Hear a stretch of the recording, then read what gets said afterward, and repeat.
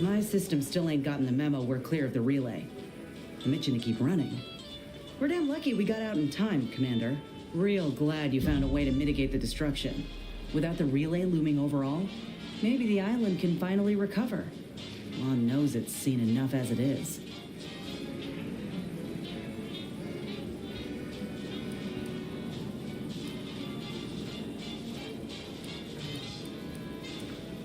Sounds like your old pal DeVries was in deep with the Order.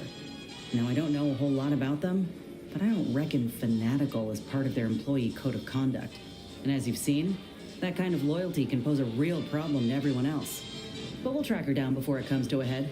Don't you worry.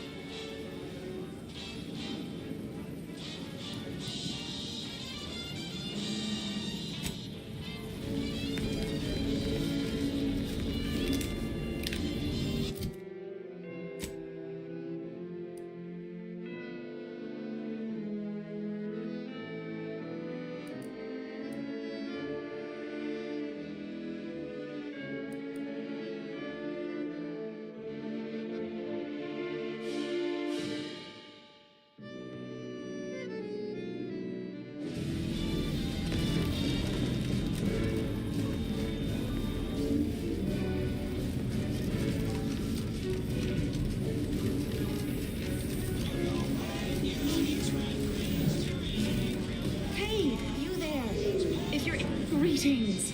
Are you perhaps interested in advancing the knowledge of Arcadia's history through scientific exploration? What am I saying? Of course you are. Please, do tell me anything you might know about the crash of the ACS free market.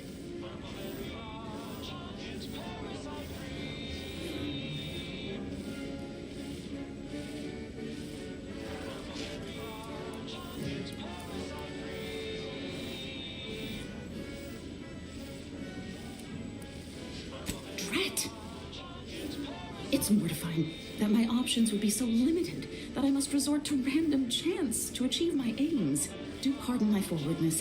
I saw that you were a new arrival, but I held out some hope that you might be able to enlighten me where the station populace has not. As an archivist, it's my duty to collect and record hitherto unrecorded knowledge wherever it can be found. But my earnest questions have been met with suspicion.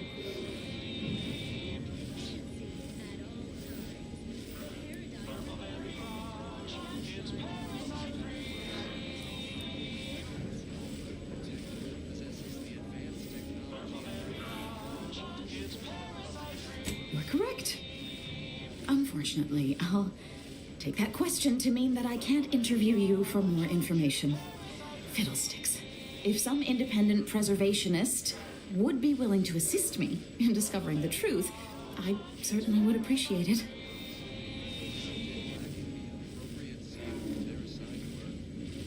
That's great. I can offer you a stipend from my exploratory budget for anything you might manage to discover. Converse with the locals, peer into unturned corners, and see what your able hand might unearth. I look forward to furthering the cause of history with you. I'd ask about in the saloon and the bazaar. Both are places where gossip flies about like so many tarot rays. Sub Rosa likely has some information about the crash, but I'm not sure where. You also might be able to find some intact portion of the ship amidst all of the station's wreckage. Take a look around. I'm sure you'll be able to get farther on your own.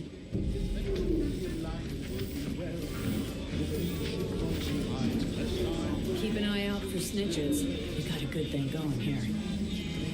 Mind your own illicit business and I'll mind. Nice day for shady dealings.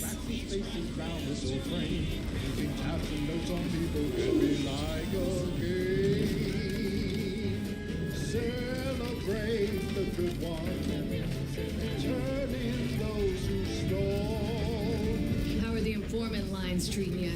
Hear anything good? Not terribly. My only field-bound compatriot is stationed in Golden Ridge. Celebrate the submissive who stick to their routine. It should be a no simple thing to do. Tuning in your relatives, your friends, your peers, and more. Celebrate the turning in. It's what we all strive for.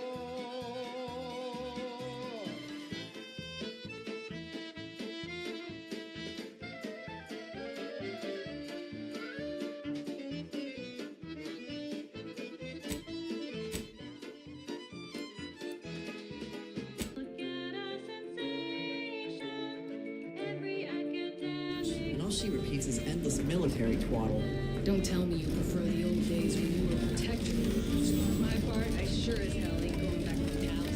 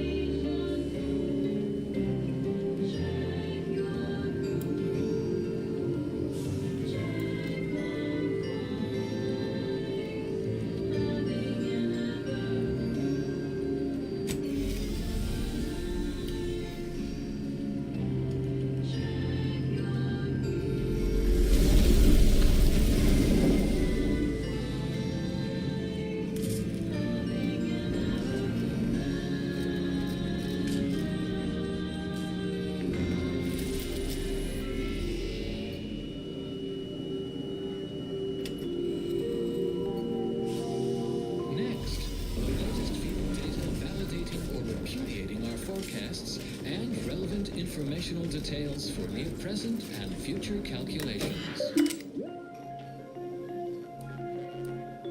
A general reminder for the especially studious: monitor your step when traversing between academical appointments. Do not read and walk. If you must operate near or adjacent to said conspicuous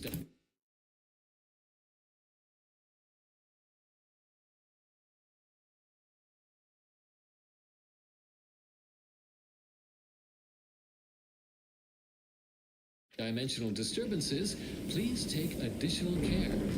Eyes forward, noses out of academic journals. So ends this missive. And now, additional data and/or music determined to facilitate cognition. The following song has been determined to facilitate abstract thinking and constructive rumination. Probability and the grand plan. There can be no discussion of the grand plan without also entertaining a deep contemplation of probability. Our ability to predict events to varying degrees of certainty is fundamentally rooted in statistical mathematics. Statistics, at its heart, is naught but data. Data that is gathered, collated, and subjected to analysis. But what is the role of chance in that analysis? Let's look at the interpretation of pure chance. If one flips a perfectly balanced coin, it will land on heads with a 1 in 2 chance, or tails with a 1 in 2 chance. But are there really two outcomes? Is there not one specific outcome we can determine? Yes. With complete information, there can be no chance, only outcome. Complete information yields perfect predictions, 100% accuracy, known outcomes. Now we come to one of the most difficult concepts in the order for initiates to grasp. If the result of the flip of a coin is known to be heads, is it necessary to flip the coin? Would it not be more efficient to simply go forward?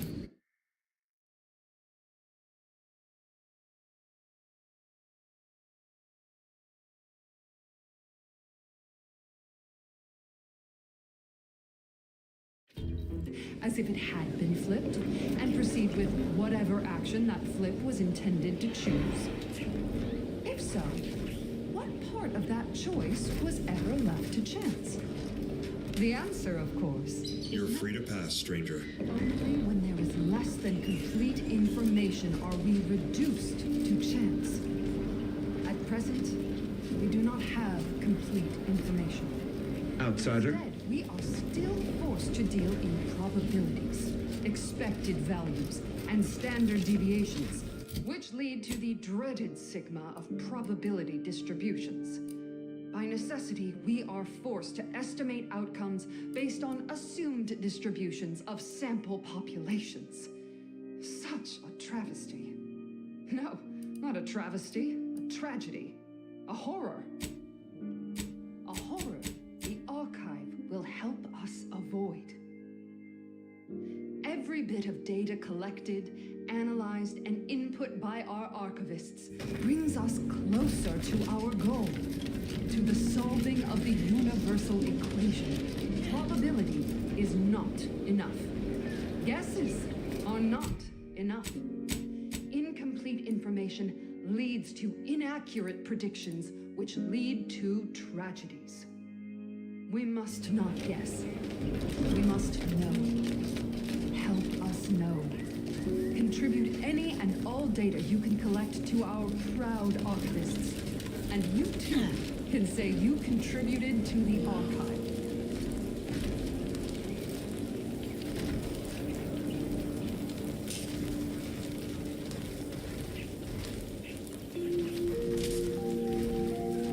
You have tuned your receiver to Grand Plan Wireless. We verify before we analyze.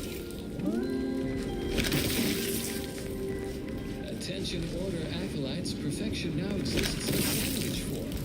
Our statisticians have created the perfect BLT sandwich. It is balanced, layered, and tasteful. You may cease your search for complete lunchtime fulfillment, for it has been arrived. You are ready for the order of the second. In times of peril, remind yourself, contentment is found in accepting your role in the grand plan. Understanding your place, knowing your course, removes all worry and doubt. Consistency in your work is wonderful. Consistency in playlists is not. Now for a new song.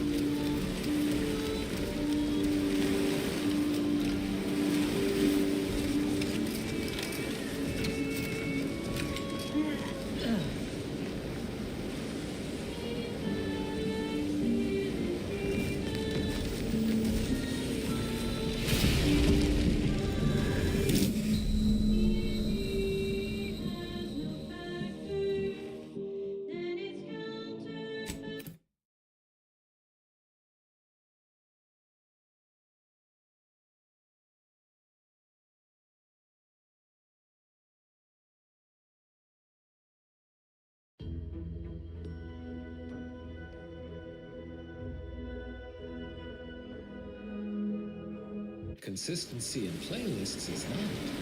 Now for a new song.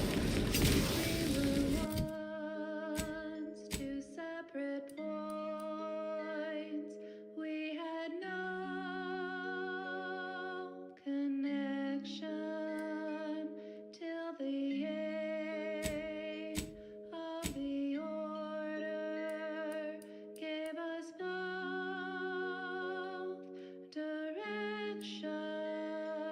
Then we were parallel lines traveling into infinity, never to meet, yet in such close proximity.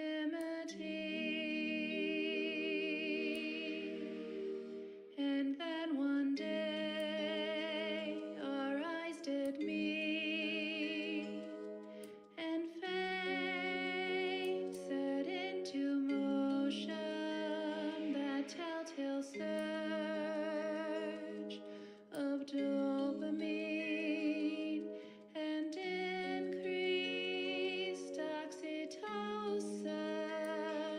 so adrift within a flood of hormonal persuasion. I shall share with you now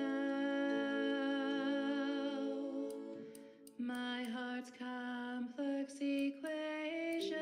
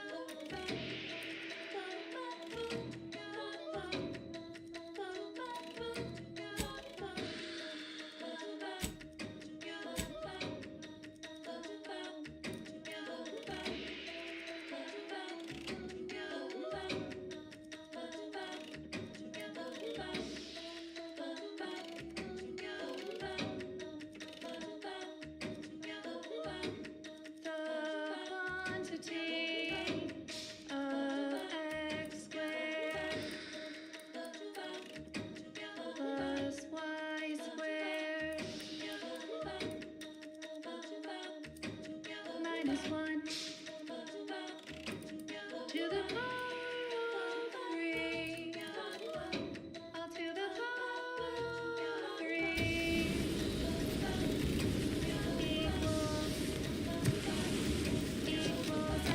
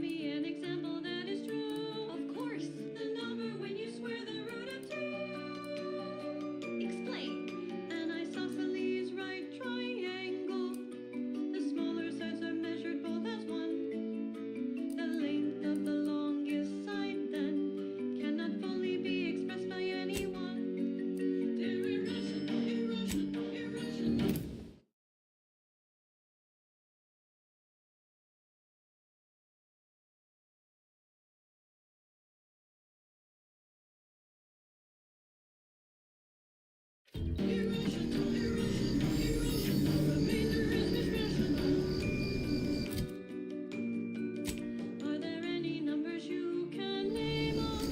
Are there any numbers that are ratio no golden? It is written as the Greek letter I. From the hidden race that we hold it, second only to the number known as pi. Pi is a worldwide phenomenon. Back and in one piece. I assume you have good news and haven't forgotten where you were going or what you were supposed to be doing?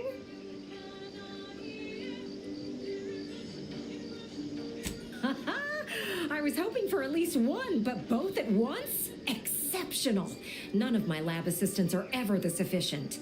And since you're so good at this, I have another job for you. There's a type of rare mineral called ferrochromium.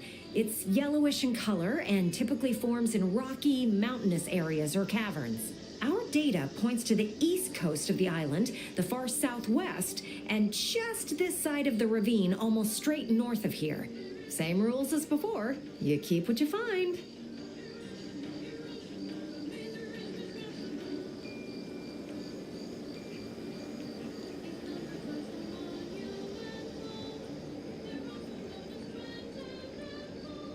You were born for this.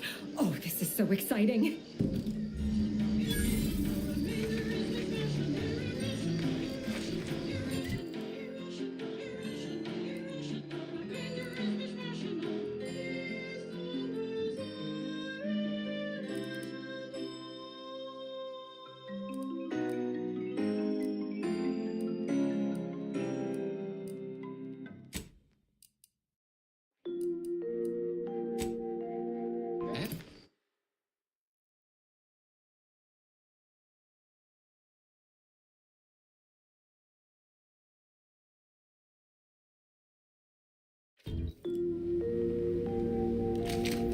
As determined, you're listening to Grand Plan Wireless. For transpiring events, philosophical profundities, informed insight into the future, also music.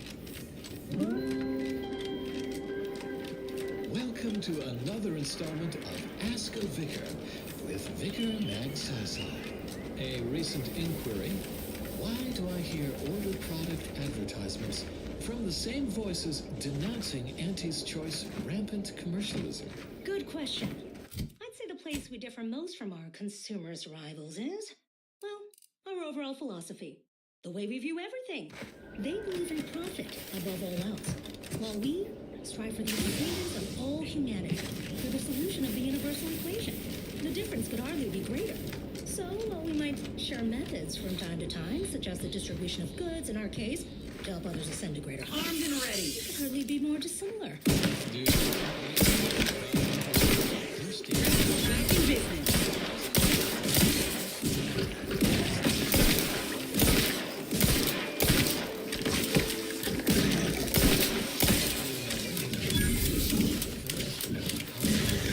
Looking a little woozy there, Commander. To the rescue. Sight unseen. Happy to help. Discreetly. Function F to the N equally starting then. Function F n minus 1 plus the F. Hey, I ain't the enemy. that we know. Starting where n is so low. Now you know just what to do. Start the cycle, here's the cue. It's Fibonacci, a sequence largely summing to preceding numbers gives us graph that brings us wonder. Define number curvature, get us to sequence summation. It's Fibonacci from ladder of a C.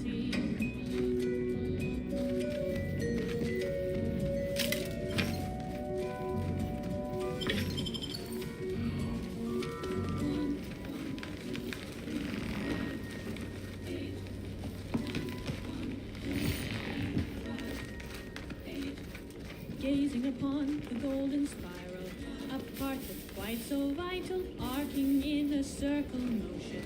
given squares, perfect quotient, 0, 1, 1, and again, 2, 3, 5, and 8, and then 13, 21, not 2, 34, we're counting through.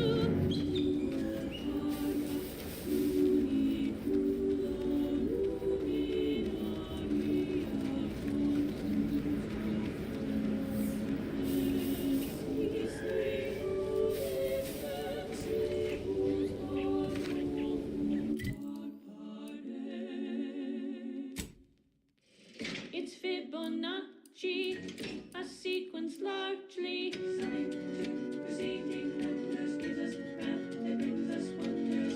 Define the recurrence relation, get us to sequence summation. It's Fibonacci from Liber Abaci.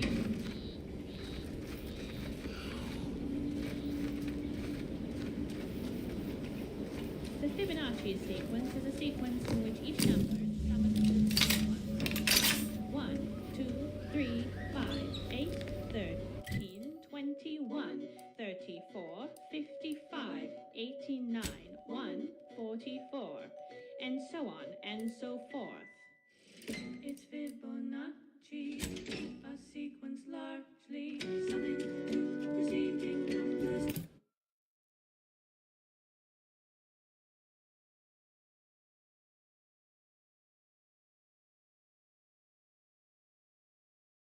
Gives us math that brings us wonders. Define the recurrent relation. Get us to sequence summation. Coming through preceding numbers. Gives us math that brings us wonders. Define the recurrent relation. Get us to sequence summation. It's Fibonacci from Liber Abaci. That wasn't the song I was supposed to play. I forgot to carry the one. Warning, the following song mentions some actions that are something your fractions should never be. The color of space, a chromospectral analysis. When asked about the average color of space, the famous stellar cartographer Newton Otiscard replied, no hesitation, beige. To experienced lumen astronomers, his answer was the expected one. But I can already hear the obtuse listener bleating, their faces contorted into a rictus of ignorance. Wouldn't the average color be black or white, or simply a shade of gray? No, it would not. The answer is rooted in the science of how hot objects absorb and emit light, which answers the ancillary mystery of why there are no green stars. To understand all of this, you must understand the basics of thermal divarication emission theory. The typical piece of non-heated light absorbs most electromagnetic radiation that falls upon it, including light, infrared, and radio emissions. And the matter reflects only a small portion of that radiation. The visible part of that reflection is its color. However, most stellar objects generate far more radiation than they absorb, so they can be modeled as an idealized object, which is supposed to absorb 100% of all electromagnetic radiation and re-emit some based on its temperature and composition. Stellar composition determines what packets of light will be emitted, while stellar temperature determines the frequency of light and hence what portion of the spectrum that light is in. Low temperature emission is infrared and not visible to us without proper instrumentation, which I need not describe here. As the stellar body's temperature increases, its emitted light shifts up into visible light, through red into orange, then yellow, then white. Even rare blue stars exist. These are the hottest stars, emitting mostly blue and invisible ultraviolet light. So why are there no green stars, you wonder? I would think the listeners could easily draw this trivial conclusion for themselves, but if I must... It's because any star emitting green light also emits bluish and or reddish light too, resulting in a non-green star. There is no naturally occurring stellar composition that... Tingling, all charged up. Such a itself would constitute evidence for intelligent interference. No such evidence. Let's get back to Nutha. No disguise.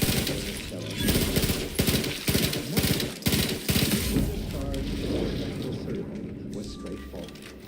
He partitioned his astronomical field of view into grids, then tagged each object in every grid. He ignored empty regions, as black would only dim the color and not change its fundamental hue. The light from every galaxy, star, nebula, and quasar was gathered and fed into a central tabulator for computation. The subsequent spectral analysis produced a final answer to within 0.5% of the predicted value. And that result was beige. More specifically, in the cylindrical coordinate model of color space, the hue is 40%. It's a problem! To the real 9%, the value is a full 100%. In lower colors, while the color tends towards white, the addition of reds and some blues results in a more beige tone. And there you have it. So go forth, neophytes, and as you study your lessons, stare at the nondescript walls of your library, classroom, or dormitory facility, and exult in the knowledge that beige is also the color of youth.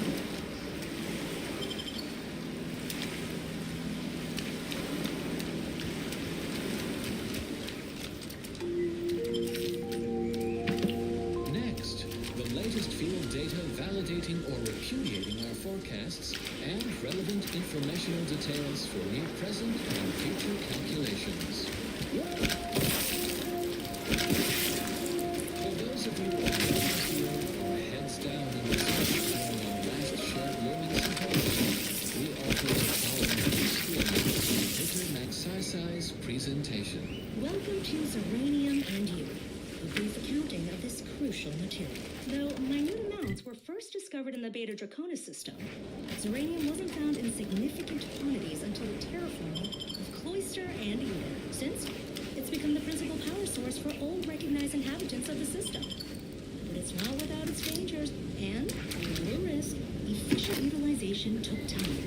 Zeranium in its liquid state is volatile and explosive. In its gaseous form... Once we arrive at the Automech facility, we'll unload and begin cataloging the state of the various Automechs. Are you recording the drive? Cadet, I do not believe this is what the Sergeant intended by documenting the process. Here, allow me to handle it. Now where's the off switch? Lloyd, we're being bombed. Disembark. Lose formation to the beach. Double time. We can take shelter in the rocks. Praise the Sovereign. We made it. Halt. Everyone quiet. What's that clacking noise? Oh, shit. Crabbles! Form defensive perimeter type 14A.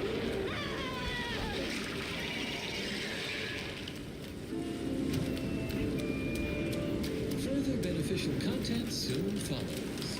The following song has been determined to facilitate abstract thinking and constructive rumination.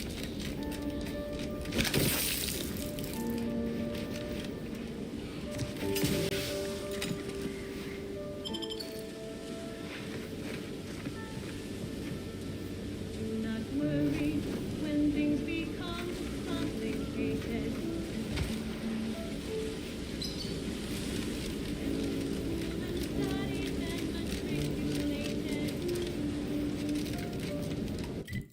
There's no need to suffer from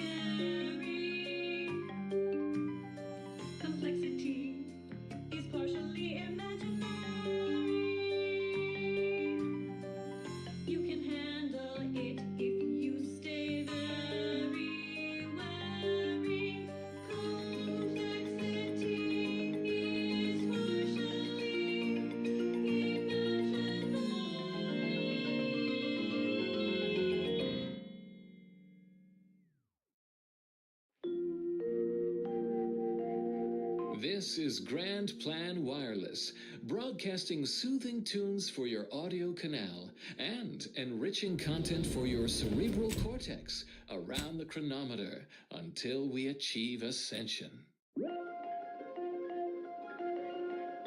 A general reminder for the especially studious: monitor your step when traversing between academical appointments. Do not read and walk. If you must operate near or adjacent to said conspicuous dimensional disturbances,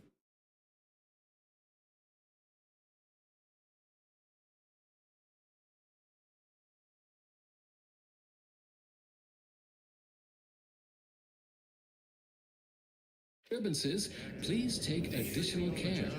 Eyes forward, noses out of academic journals. End message with an emphatic sign-off such as, "You'll never be sad when you have solutions." That apparently was a note to self. Under protectorate Be read law, aloud. we are bound to inform you that you have entered a recreant And now, locality. additional data and/or music determined to facilitate cognition. And now, a song from a composer predicted to have 3 well-liked melodies and become allergic to water this year.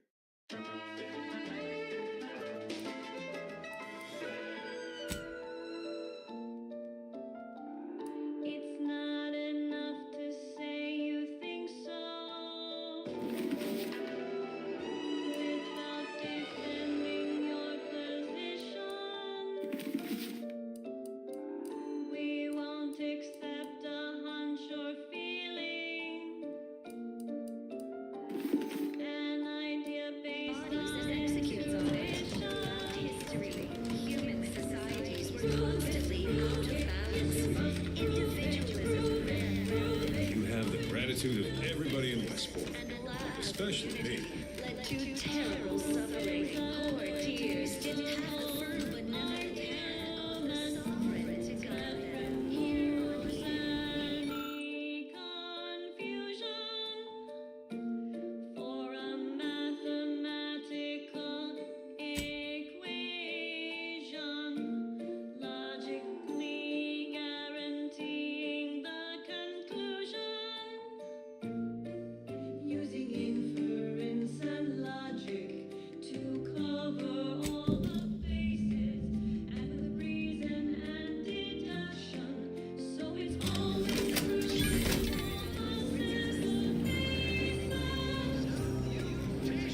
This is Steve Illustrated Battlefield with a special one-time free offer. Protector and subjects with and without a shot. But provide information. Exciting news! Vigilance sent that outsider to collect all of my parts for us.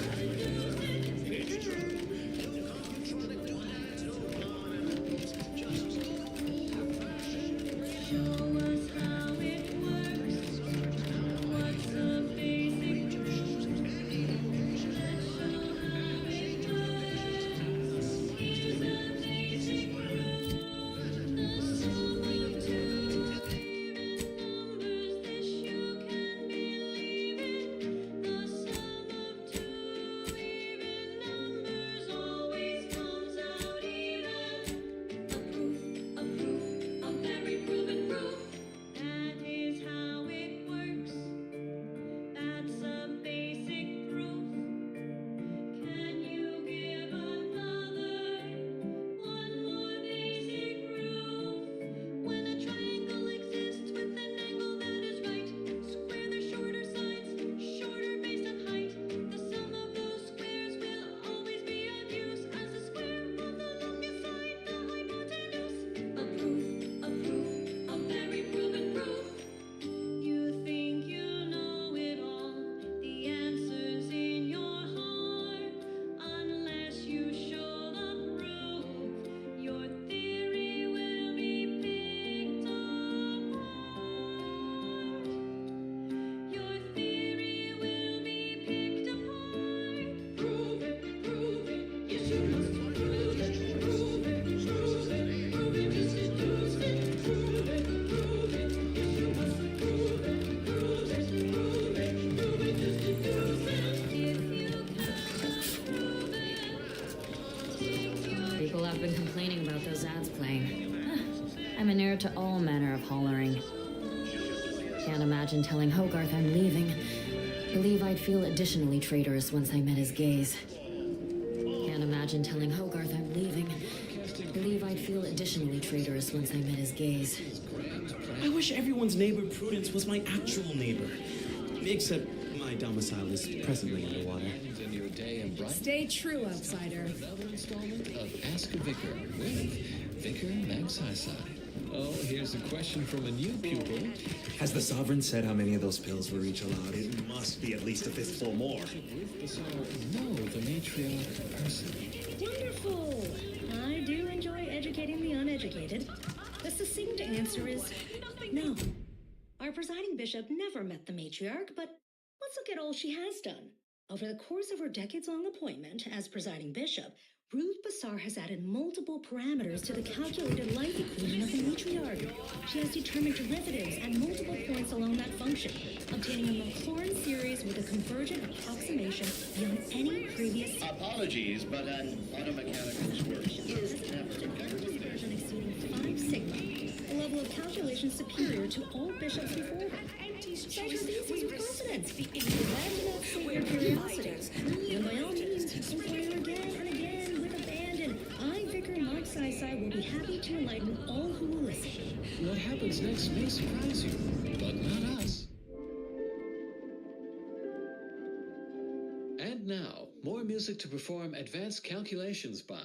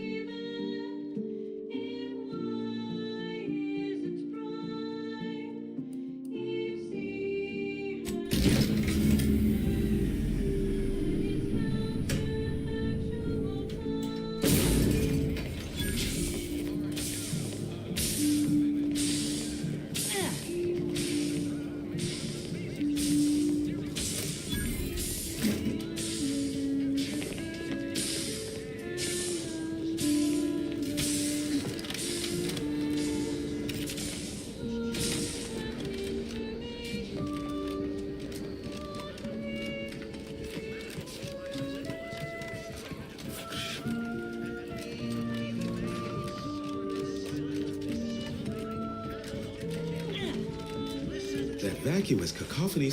Ah, the itinerant stranger returns.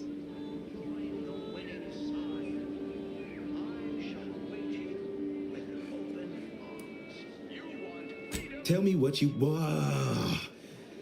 Excuse me, but that cacophony emanating from our loudspeakers can drive one to distraction.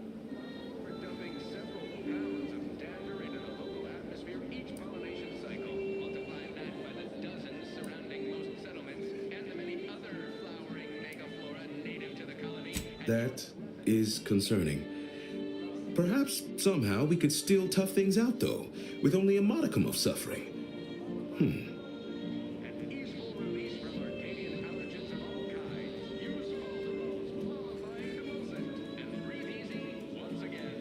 Oh, I would love to argue that this is not the case, but I fear you are correct.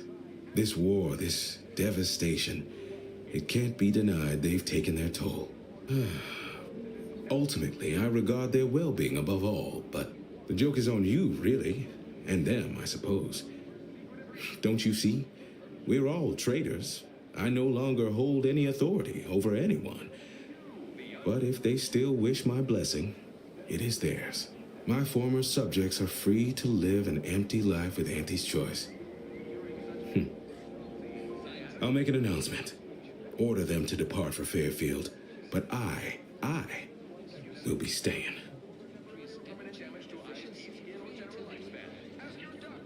Should I?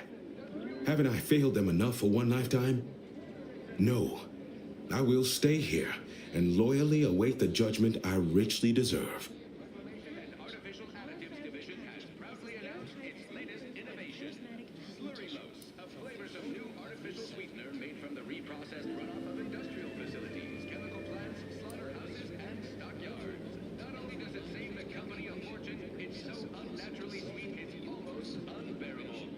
Adherents are expected to hold firm to the end. Such is the degree of our devotion.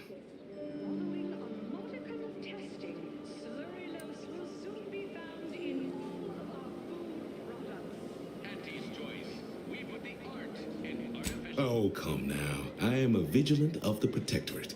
I've endured untold hardships, countless battles. What's a little avatar? Oh, it never stops. The tumult of duplicitous lies. You're right. I can't withstand this inane onslaught much longer alone. At least in Fairfield, I'll have company in adversity. Unsure how I'll endure such an empty existence. Perhaps, if I offer my old subjects periodic advice, our sense of community may somehow, despite the wiles of commercialism, remain.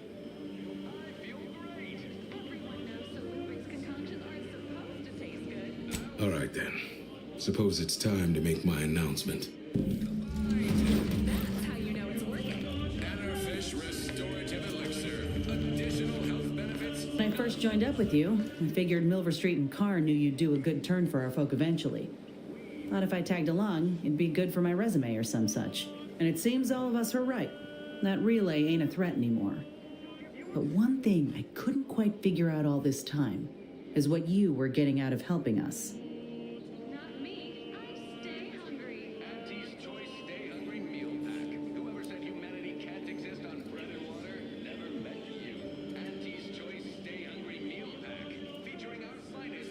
Not that I disagree with your assessment, but I find it mighty interesting that you think you got the authority to supersede them altogether. Things slid into focus for me mighty quick once we got to the relay. You were busy hunting down a fellow agent. And I thought you folk were about duty and camaraderie above all. Were you one of Auntie's?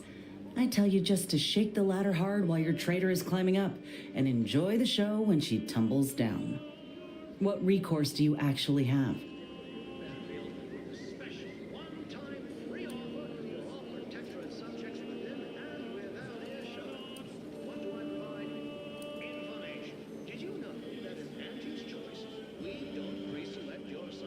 So you're out here without a boss, huh?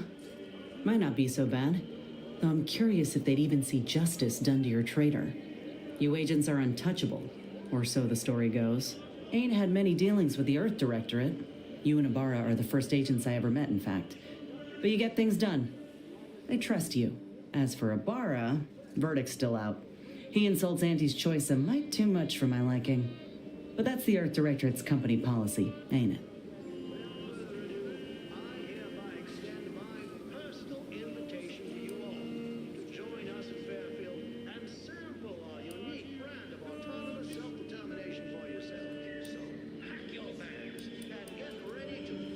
No, not all. Look, I'm sorry. I ain't intending to get into any grievances here. Let's just say I'm a little dubious about the whole keeping corporations and corrupt governments in check thing. Ain't seen evidence of it yet. But maybe you're liable to prove me wrong. Anyhow, reckon we should keep moving.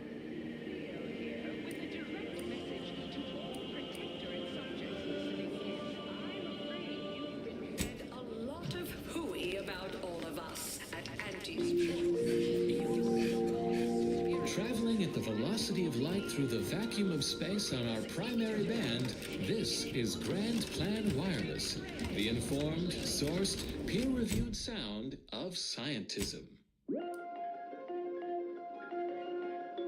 For those of you away in the field or heads down in research during our last shared learning symposium, we offer the following rescreening of Vicar Magsaysay's presentation. Welcome to Zeranium and You, a brief accounting of this crucial material. Though minute amounts were first discovered in the Beta Draconis system, Zeranium wasn't found in significant quantities until the terraforming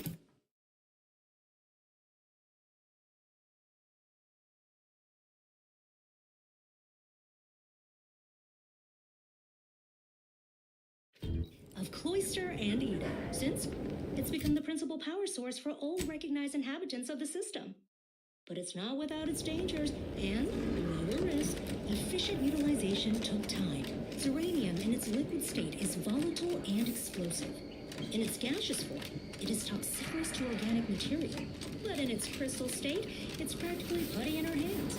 Not fully safe, of course. You wouldn't sprinkle uranium crystals on your nutrient bars, but they won't kill you on immediate contact. Certainly more harvestable in our Zeranium manufacturing. Imagine years of jeopardous methodological experiments with extraction, refinement, and processing, from the harvesting of liquid Zeranium to grinding of crystals for higher yields. Now, Zeranium powers everything from laboratories and outposts to craft and weaponry comparatively safely and at a greater input to output ratio than any other known form of fuel. Now do carry on, and as always, anticipate and calculate. Continuing as predetermined, this popular number has been conclusively proven to promote cognitive function.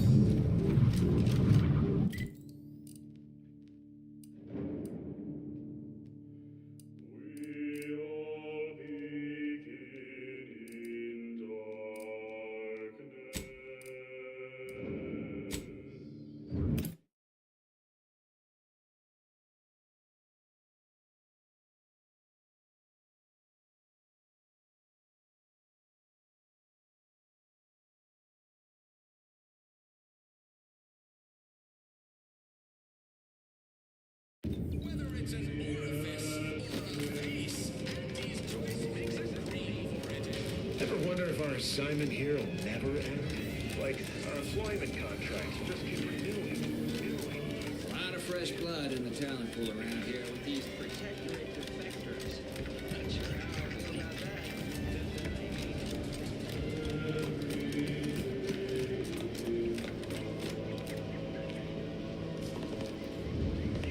You've lifted my spirits right out of their doldrums. Our new guests have just arrived. Here, a considerable reward for your considerable efforts. From the hushed grumblings of the refugees, I've gathered that you, perhaps aided Westport's departure into inhospitability. Sometimes the harshest moves are the most necessary. I've two minds about the convertees. Anyone with eyes can see they need guidance, but a pernicious system is not easily abandoned. Have you any thoughts?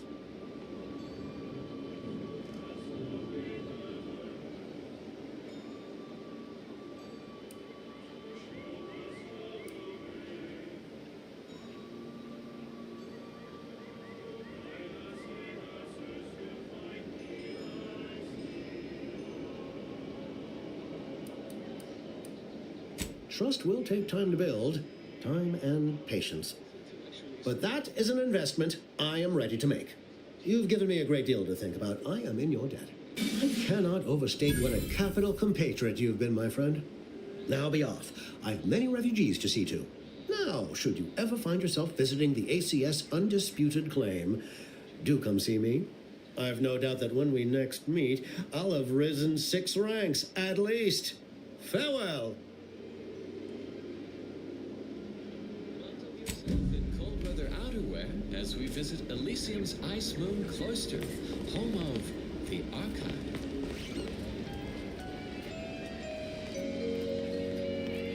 This miracle of decipherative machinery was engineered by the first bishop and the matriarch herself, so we could harness its predictive powers to unravel the universal equation.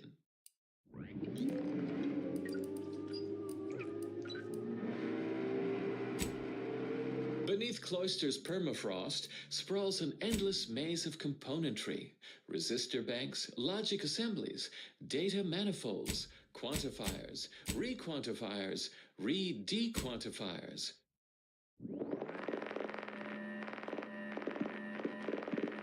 The Archive's core assembly lies within the Ice Moon's inner mantle, where 2.7 billion thermionic valve switches perform the nitty-gritty of Boolean data calculation.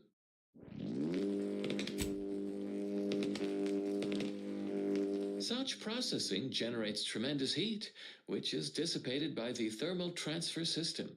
4,367.89 kilometers of feed and return pipes circulate coolant between Cloister's subsurface seas and the core assembly.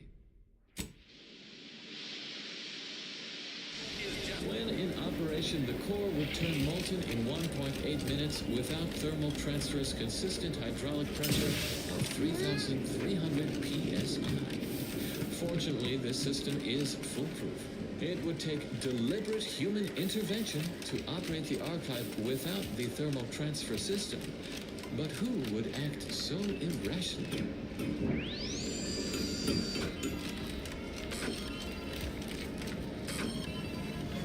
Input commands are delivered by complex punch cards that process information stored on data bricks. Only an operator wielding the Calcaduceus may set the archive to its tasks. To outsiders, it appears we are waving a mathematical magic wand, but we know better. It's scientism. Alas, the facility has slipped from our computational control, a loss not only for scientism, but all of humanity.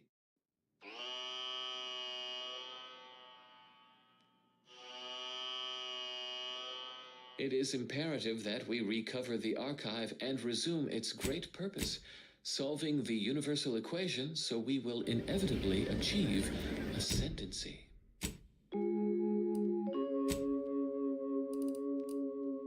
Addendum. Since we recorded this episode, the thermal transfer system size increased from 4,367.89 kilometers to 4,367.91 kilometers. We are racked with regret for this error.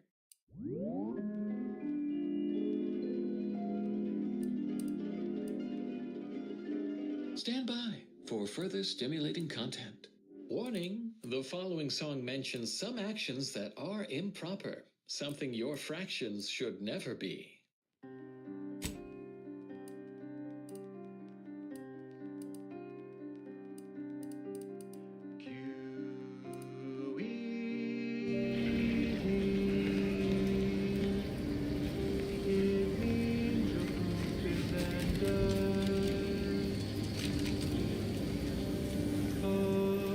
Welcome.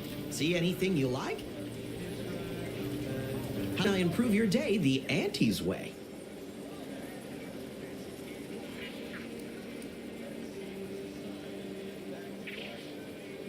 Sprats again. Must be after the crunch. Please wait here. This'll just take a moment.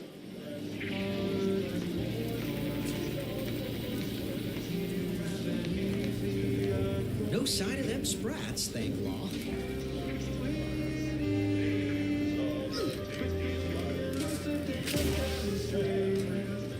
Coming back out. Be there in a moment.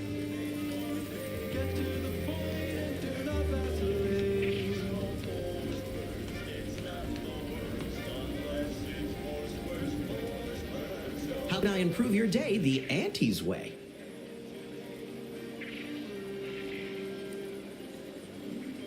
I've been working the store going on a few weeks now. Got promoted shortly after Auntie's Choice liberated Fairfield. Still finding my stride with all the marketing suavities, as you witnessed. Advertising's been a right struggle to get a hold of, much to my chagrin.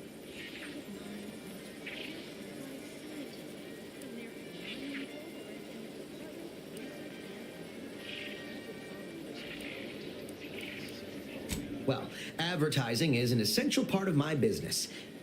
But I haven't got any new products to advertise. Just the same stock I had yesterday. And the day before that. According to the guide, in situations such as this, I'm to consult my marketing department for new copy. Except I don't have one of those either.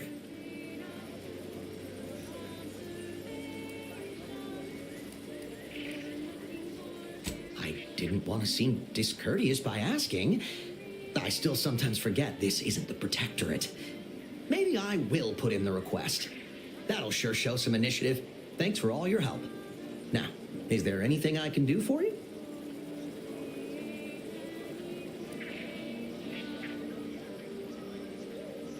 Thanks for noticing. All part of the presentation, of course. Think success, present success, be success.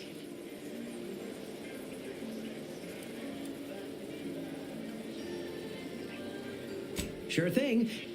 Exit encouragement. Hold on, that's not right. Just a moment, I'll remember. When you want better than the best, think more perfect goods. Say, I think I'm getting a handle on this. Top rungers, here I come.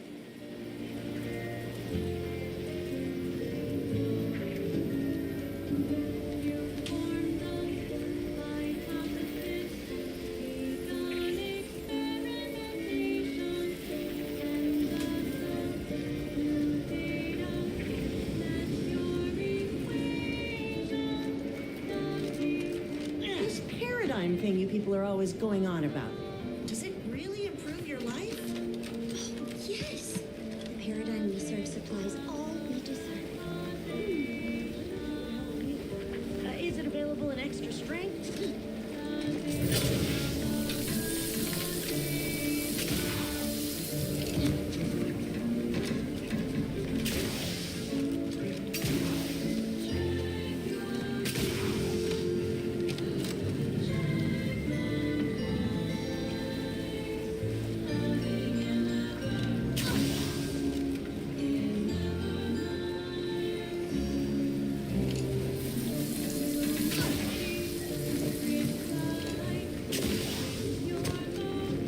Stop that scrounging around.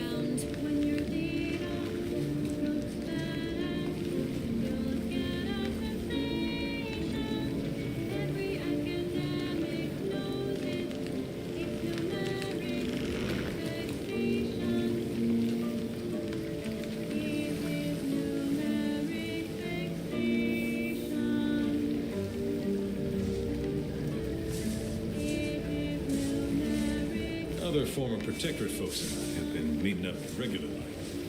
Some are faring well. Others seem a bit homesick. A few are downright despondent.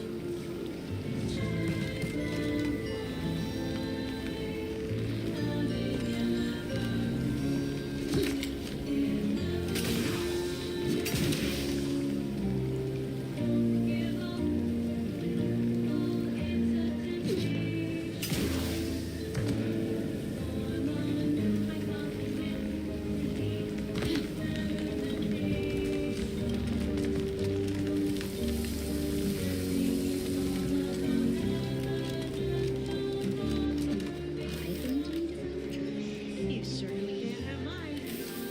What skills do you have?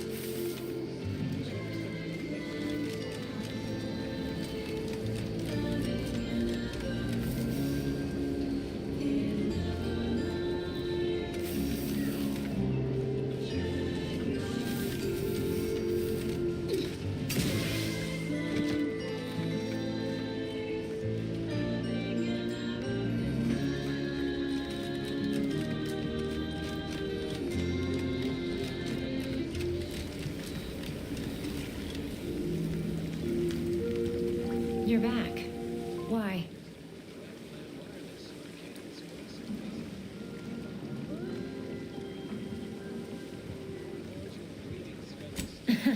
Really? Feel you're entitled to that information, do you?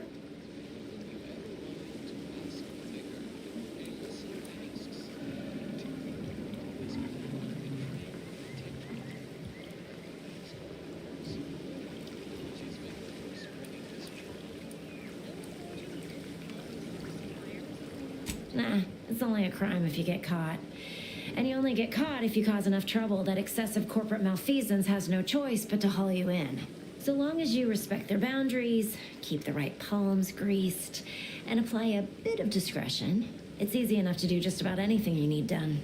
But since the original crew we sent here couldn't handle those 3 simple rules, it does so happen I have an opening for a well-paid accomplice. Interested?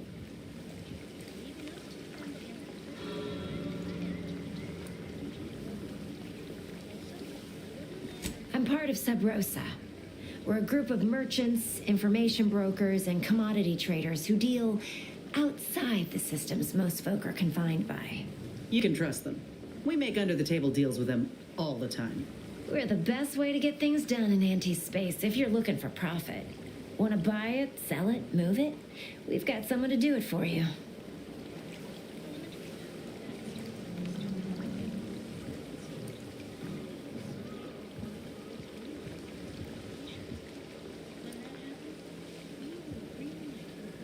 Oh, isn't that just wonderful? I had no suspicion when you walked through my door that you'd help resolve the last of the morass Paradise Island has become for us. And all we need you to do is access Quartermaster Cardosa's terminal and scrub any Spectrum vodka from her ledgers. It's already been resold, so having it in her system could become problematic. Expunge it, and I get you some bits, and the friendship of Sub Rosa all over the system. You get me?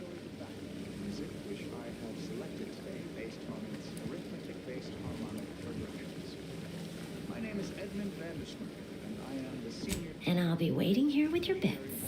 The Order of the Ascendant. Today's lecture will focus on the generation of prime numbers, techniques, and uses thereof. I know. Prime numbers. What's the fastest way to climb the Consider this a basic refresher from remedial humanistics for those new to the Order.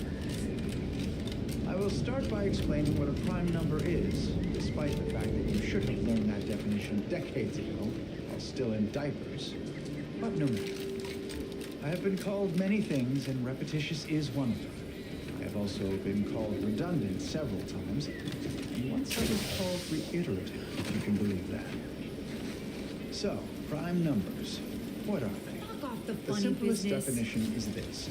Given the set of natural numbers greater than 1, let's call that set N2. Then a prime is any number in the set N2 that is not itself a product of two other numbers in the set N2. A simple definition. Elegant, even. Uplifting. Almost ascendant, you could say. But not redundant. Side note, I am frequently asked why isn't 1 a prime number since nothing can divide it other than itself? And the answer is simple, you silly lay person. Because with such an inclusion to the definition of a prime number, then nothing else would be a prime number. And then what good are prime numbers? Wait, you ask, what good are prime numbers? Why would we want to find and use prime numbers? There are all kinds of abstract number theory applications, and that should and would be sufficient. What do you need this time? But there are also, should I say, practical applications, such as maintaining the security of bit cartridges. In fact, our archive uses primes for that reason and many more. The archive incorporates prime numbers for storage and retrieval on its ultra-efficient system of data bricks, as well as using prime numbers in the process of checking its memory stores for corruption. Those hoople heads. First they botched their work up here, now the Grove. If there were medals for incompetence, they'd be well decorated. Well, I thank you for helping them out. Sorry you had to go out of your way. Member of the set N2 besides 2 a sum of 2 primes? It seems to be so. But no one has ever proved Good eye. Oh, I'd say they're better than nice. Got more armor than a hammer claw, but better flight handling than the old clunkers we used to stock. If things had turned out differently, might be someone else standing here. Well, I'd be off piloting one of those beauties. Brutes and become the next senior tenured laureate of the tertiary adjunct school of numismatics for the Order of the Ascendant. Such a lofty, and dare I say, elegant goal. Don't have the aptitude for flight, apparently. But this role suits me fine. I like the upward mobility, in the metaphorical business sense, I mean.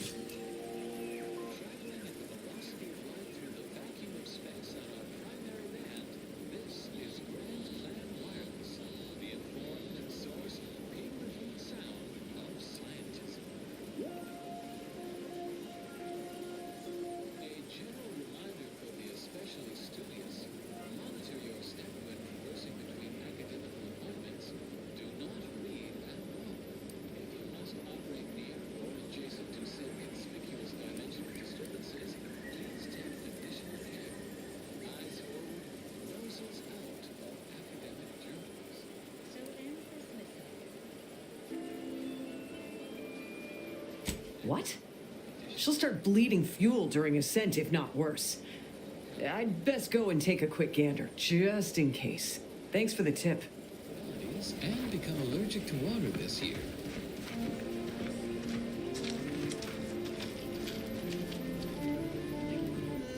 She looks all right.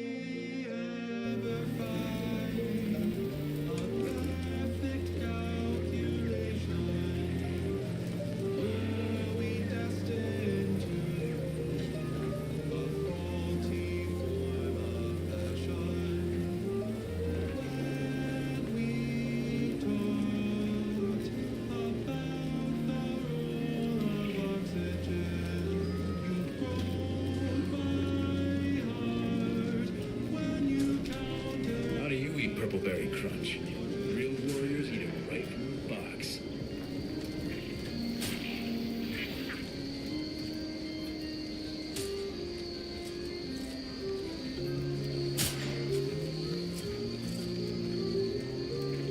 Good form. Careful not to stand down range.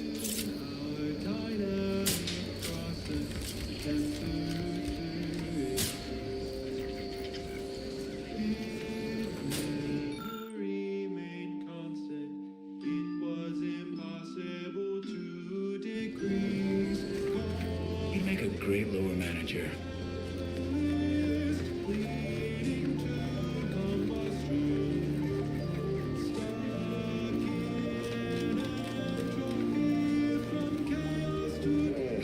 Hope the ghost was working today.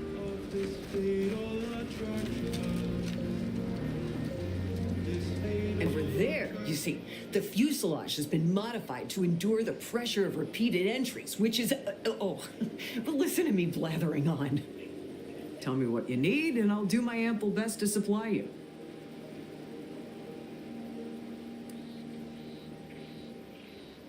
No one here but you, me, and several tons of well-oiled machinery.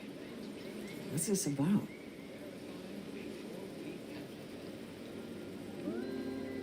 Now there's an odd request. If you've got queries about my stock, I'm sure I could answer them for you. Wait one rat-gone moment. Did Miss Galloway put you up to this?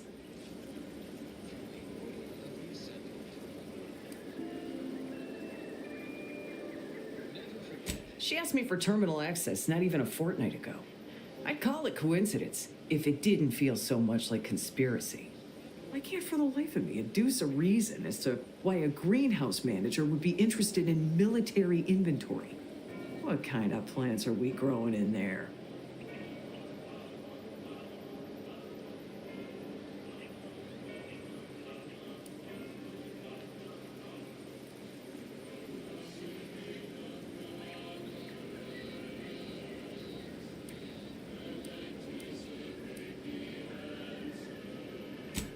not sure why she didn't just tell me that in the first place. Well, we don't want an infiltrator exploiting any of our systems. Go ahead and do what you gotta. Keycard to access the terminals on the boxes right outside my stores there. Feel free to nab it.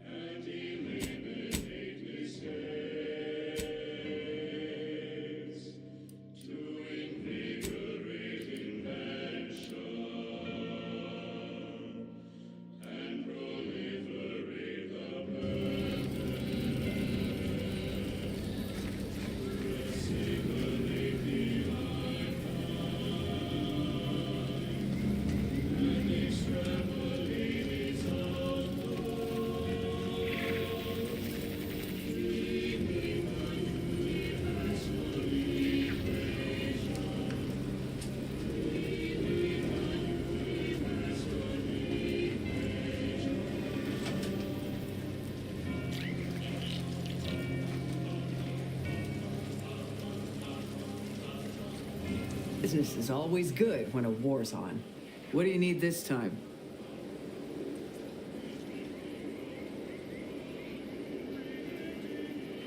I'm sure you'll find something to your liking.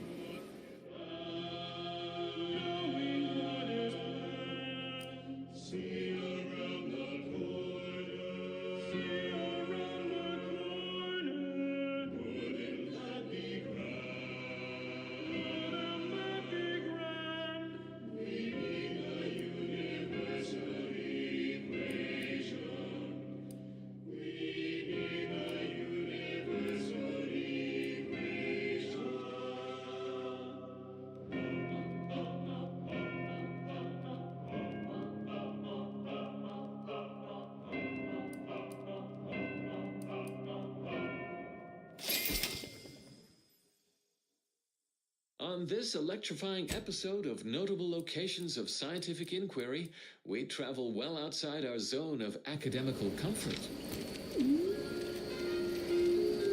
to an objectively and verifiably shocking moonscape, where things go chomp and zap in the perpetual night. Experience a surge in stimulation as we visit Praetor, an inhospitable planetoid only made marginally habitable by our grounding station and electrical dispersion rods.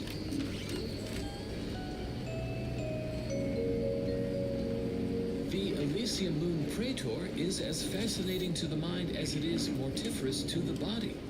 Tidally lying in Elysian's shadow, Praetor suffers a distinct deficit of direct daylight. This unique astronomical arrangement bombards Praetor's surface with low-level N-rays, resulting in a shocking level of atmospheric electricity. I will now pause for a moment to let you appreciate my intentional pun. Available for review in this episode's transcripts footnotes in case it escaped your attention. Moving on. Only heavily adapted predatory fauna eke out a brutal existence here, relying on their mesmerizing patterns of bioluminescence. We Homo sapiens should ostensibly stand no chance. If not for Order astuteness in the field of fulminology, our grounding station and charge dispersal network mitigate the danger posed by Praetor's persistent electrical storms. In lay people's parlance, a network of lightning rods tie into the central grounding station via a combined 307.47 miles of subterranean high-tension wiring, thus providing a conduit for excessive electrical activity in the atmosphere to reach the grounding station, where it's safely dispersed typically. Tenured station operators estimate the system is 78% effective at mitigating 82% of the danger posed by hypercharged atmospherics. Our electrical dispersion system is ingeniously adaptable. Reversing the system's polarity will send surplus protons from the grounding station backward to any rod in the network. A convenient method to terminate any hostile life forms poking around when they are unwanted. One quick jolt, and they're off to the hereafter.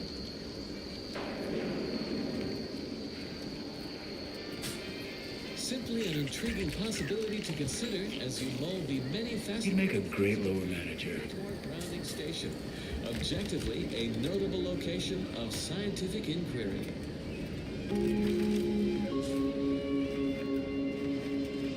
Addendum: peer review of this episode post-recording revealed the subterranean grounding network is in fact 307.51 miles of wire instead of 307.47 miles as originally reported.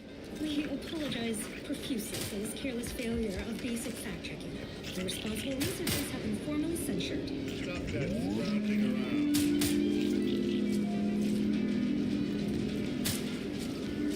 Do not deviate from this frequency list. What comes next? Next up, well, the scenes among you are... The Protectorate made you farmers, but Auntie's Choice has made you soldiers.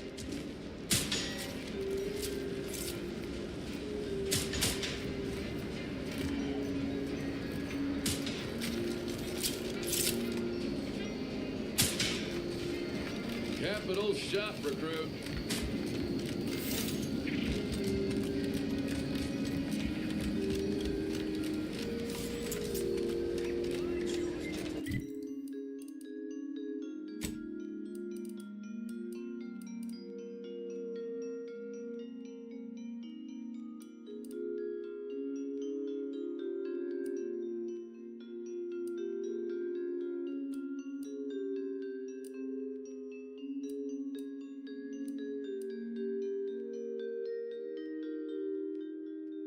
One thing that you have to know, irrationality is good.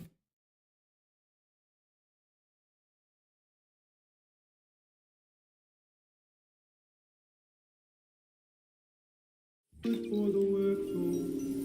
How can that be? How can that be? Infinite, a measure of mystery, unveils the key to logic's asymmetry. How can that be? How can that be? Irrationality.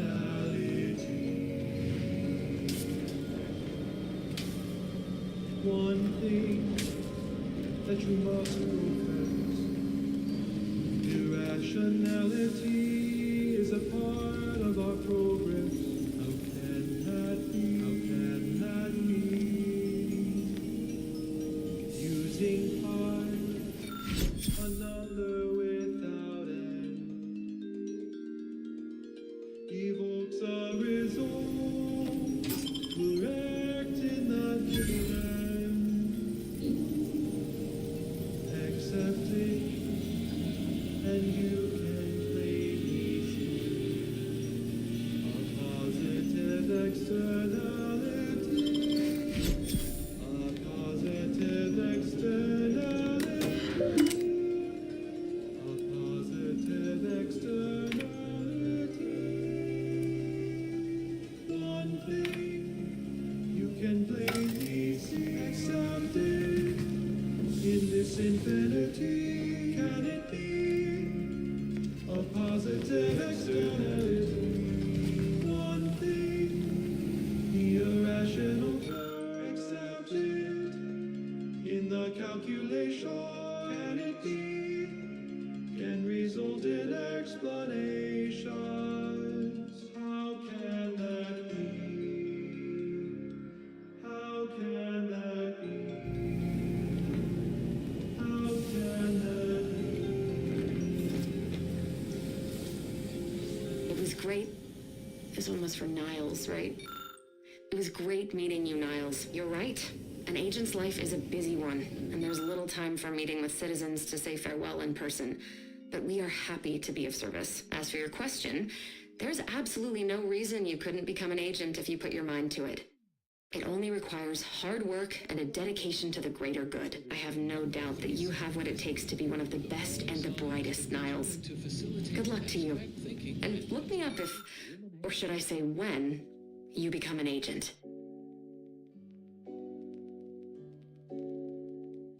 3.1415926535358979. Three,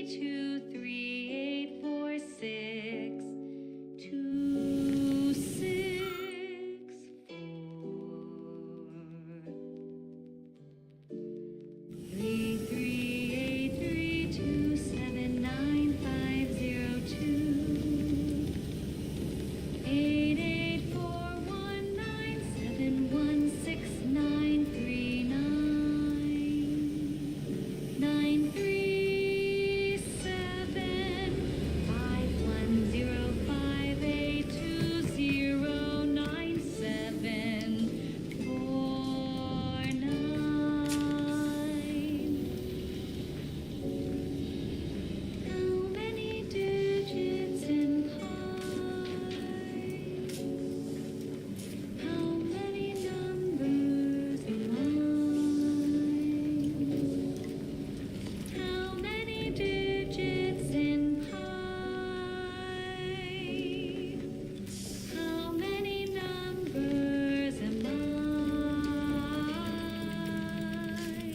Ah, Commander.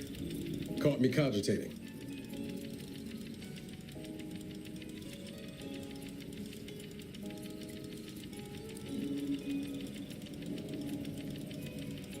Too much to do. Besides, I like staying busy. Beats the alternative. I was just thinking about making some tweaks to Val. Hoping it'll help.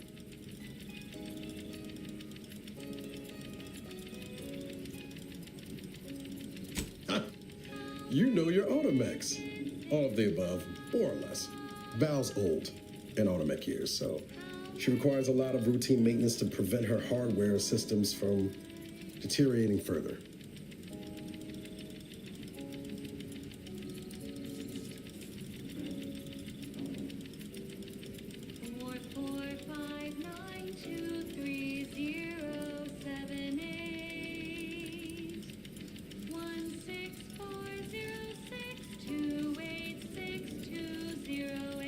If that's a serious question, answer's no. She's got plenty of safeguards in place that would prevent her from harming any members of the crew, you included. Most times I find working on Val relaxing, actually. Meditative. It's nice being able to identify a problem and just fix it.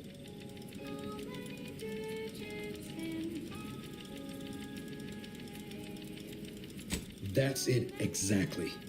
Everything else turns into kind of a low static hum. Easier to ignore. Val saved my life after Horizon Point, and she's been saving my life every day since. Partly, I'm just glad to return the favor, even if I am just putting off the inevitable. Anyway, I've taken up enough of your time, Yamri. But thanks for stopping by.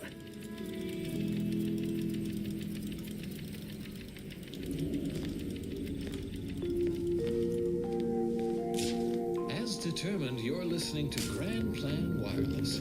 For transpiring events, philosophical profundities, informed insight into the future, also music. Prepare for profundity. The moment's at hand for another installment of Ask Vicar with Vicar Meg Sai Sai. A listener asks, why did the Order split from the Protectorate? Well, this is certainly a well-worn question. Must be from a fresh Auntie's Choice convert or the like. Oh, always eager to cover old ground for a new student. The principal reason for our schism, of course, was the Protectorate's abandonment of reason. Or more specifically, their warping of the matriarch's vision. Idealism rooted in scientism. Presiding Bishop Ruth Bassar recognized this early. Empirical evidence was copious. We parted ways with the Protectorate just as Auntie's Choice began their invasion of Arcadia. An invasion we predicted, yet it took our Protectorate colleagues by surprise. Clear proof the Sovereign had lost sight of the grand plan, that he'd become encumbered by delusions of godhood, distracted by grief, obsessed with the rifts. He failed to foresee the real threat of corporate incursion, while his consul increased the browbeating of their subjects into ideological submission. Without the guidance of the grand plan and the matriarch's original vision, the Protectorate was lost. We did not abandon them. They abandoned the plan. If you're feeling anxious about what's next, just wait. Things to come have a way of constantly happening. The future is colliding with the present every moment. The following song has been determined to facilitate abstract thinking and constructive rumination.